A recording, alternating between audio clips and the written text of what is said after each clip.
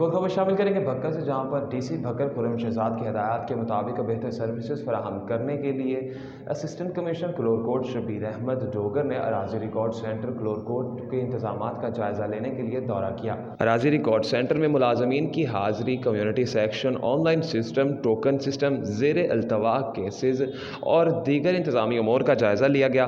तमाम staff duty पर मौजूद था। अराजी रिकॉर्ड सेंटर में काम जारी था। साइलिन की मुश्किलात का फौरी अजाला करने की हिदायत की।